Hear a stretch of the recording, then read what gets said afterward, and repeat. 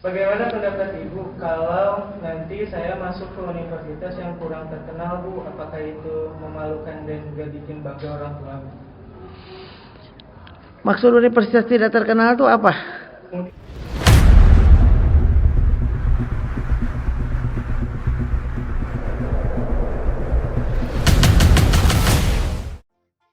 Assalamualaikum warahmatullahi wabarakatuh.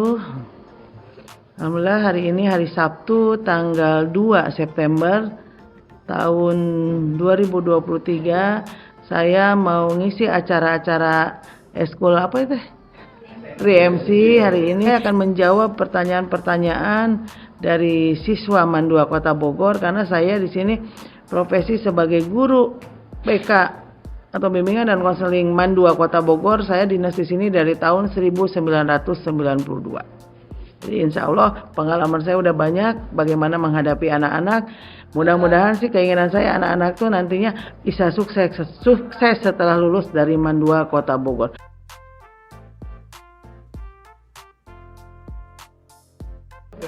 ada berapa siswa yang lulus ke PTN tahun lalu?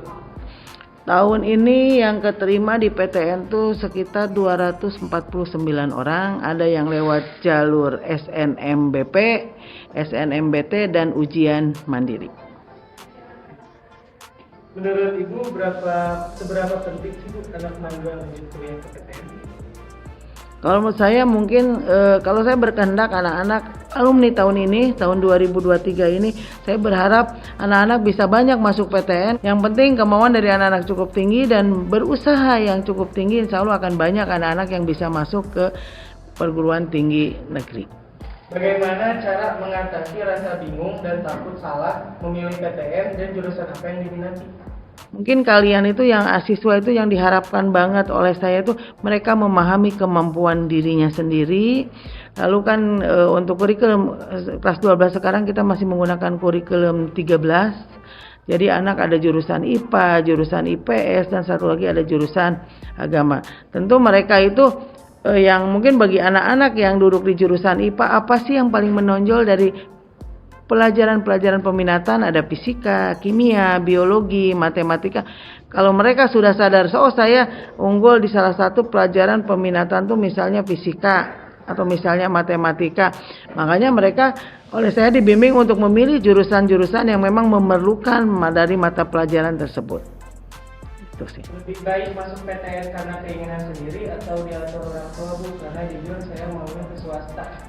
Maksudnya jurusannya atau apanya itu? Sepertinya kampusnya.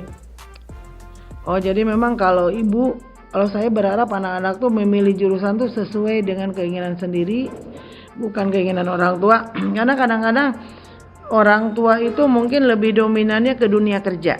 Memilih jurusan tuh yang memang kira-kira apa yang banyak diperlukan oleh dunia kerja. Tapi kalau ibu pribadi lebih menyetujui anak-anak yang memilih jurusan itu sesuai dengan keinginan sendiri karena dia yang paling tahu kemampuan dia dalam belajar. Dan akhirnya karena kalau kita memilih jurusan itu salah, tidak sesuai dengan kemampuan kita, mungkin untuk lulus dari PTN itu tidak mudah.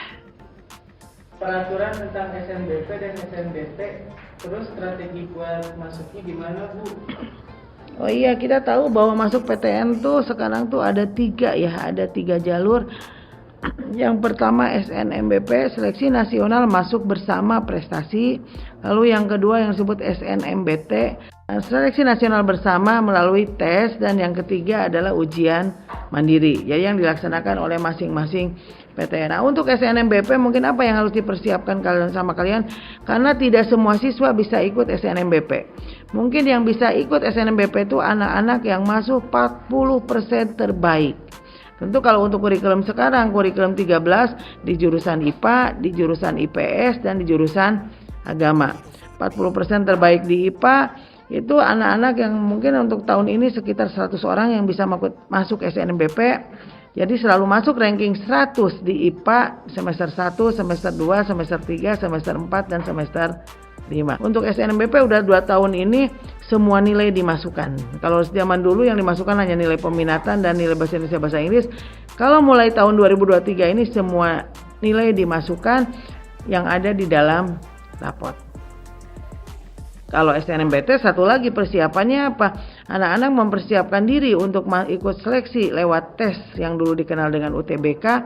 Mungkin sekarang kalau saya menginikannya ke anak-anak memotivasinya supaya mau belajar membahas soal-soal untuk nanti kegiatan SNMPT berikut. Jadi akhirnya anak terbiasa mengerjakan soal-soal yang akan keluar di SNMPT dan logika mereka bisa jalan. Itu aja sih kalau saya.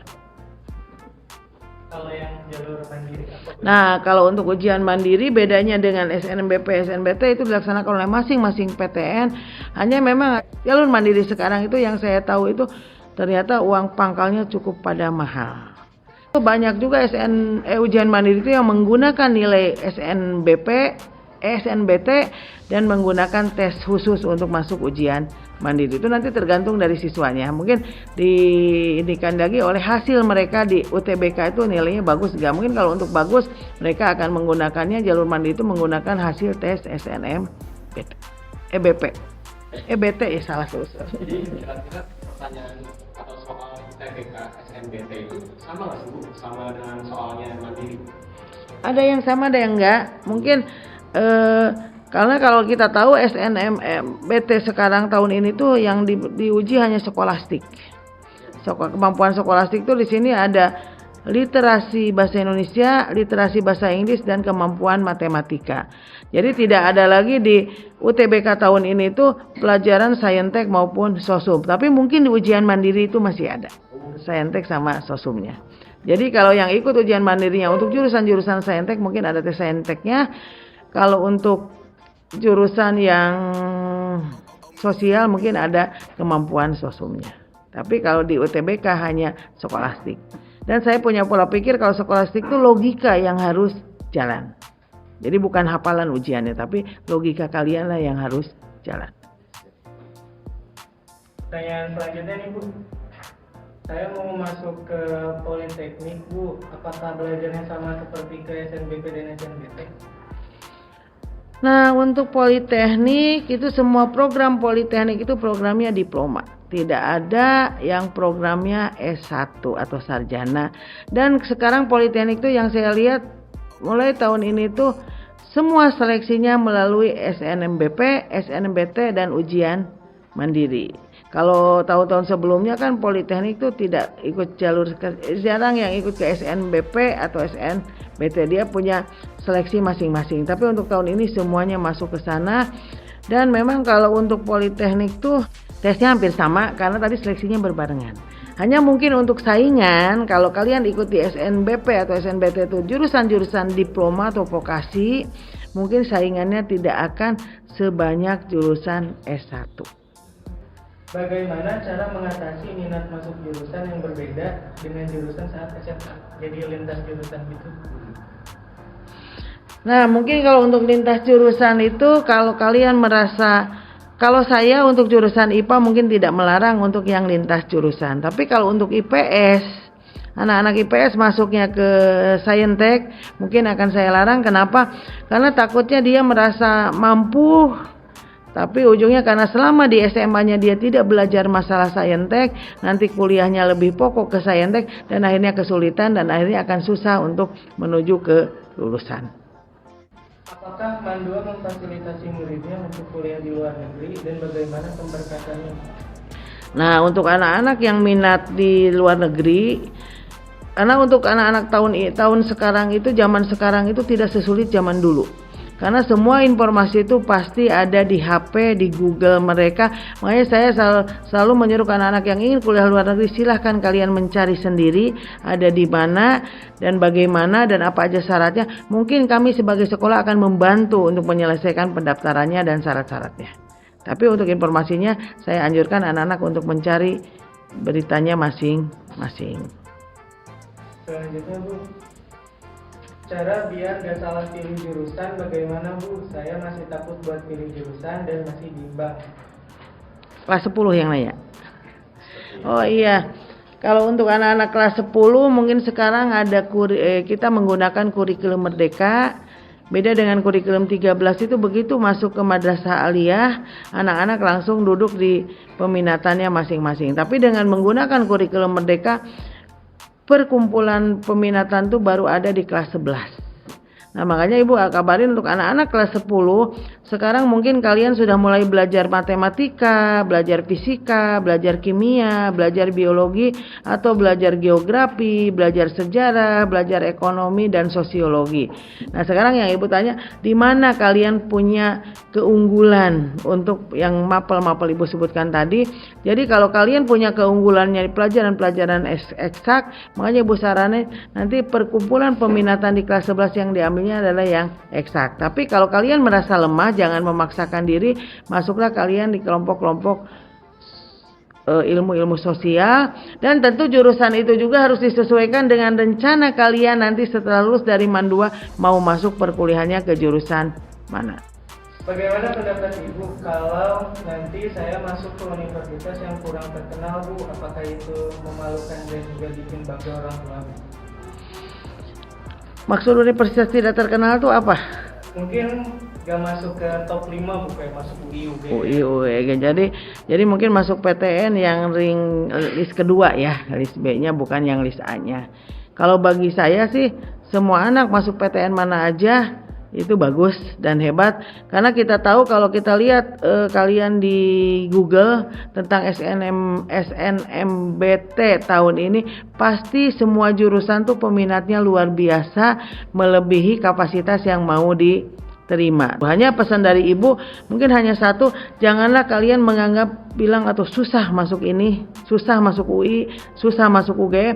Kalau kalian udah bilang susah, kenyataannya memang akan menjadi susah. Tapi Ibu berharap semua siswa itu punya prinsip, orang lain bisa, saya pun pasti bisa. Insya Allah apa yang kalian harapkan mudah-mudahan memotivasi kalian untuk berusaha untuk meraih semuanya itu, dan tidak lupa kalian selalu berdoa kepada Allah, apa yang kalian cita-citakan mudah-mudahan bisa ditakdirkan, dan ujungnya Allah mentakdirkan semuanya itu terjadi pada kalian. Itu mungkin terjadi. Lebih baik masuk fakultas yang biasa aja di PTN yang bagus, atau masuk ke fakultas yang bagus tapi PTN-nya biasa aja. Nah, memang kalau yang kenapa ada jurusan-jurusan yang bagus, itu kenapa bagus? Karena memang mungkin yang mengakibatkan jurusan-jurusan itu terkenal dan bagus itu karena jurusan tersebut diperlukan banget di dunia kerja. Kalau kenapa jurusan itu biasa dan kurang diminati orang, karena memang untuk dunia kerja mungkin tidak terlalu baik. Tapi yang Ibu tetapkan bagi kalian, pilihlah jurusan yang sesuai dengan kemampuan kalian. Siapa tahu dengan kalian kuliah yang sesuai dengan kemampuan kalian, akhirnya nilai kaliannya bisa bagus, dan akhirnya kalian mungkin ditakdirkan bisa menjadi dosen di perguruan tinggi tersebut. Lebih baik kita masuk PTN atau jurusan itu karena emang minat kita pure murni, atau emang kita juga harus melihat prospek kerja di depannya gitu, Bu? Kalau menurut saya dua-duanya. Jadi kita lihat juga dunia kerja, lalu yang kedua juga lihat juga kemampuan kita mampu enggak kuliah di situ. Jangan sampai itu dunia. Contohnya mungkin yang lebih sederhana adalah teknik informatika. Karena jurusan informatika tuh Ibu yakin untuk dunia kerjanya sangat banyak, sangat bagus. Ternyata kalian punya kemampuan di bidang matematika, fisikanya jelek, jangan memaksakan. Kalau Ibu sih gitu. Jadi sesuai dengan yang paling bagus sih sesuai dengan kemampuan, sesuai juga dengan dunia kerjanya yang memang lumayan bagus.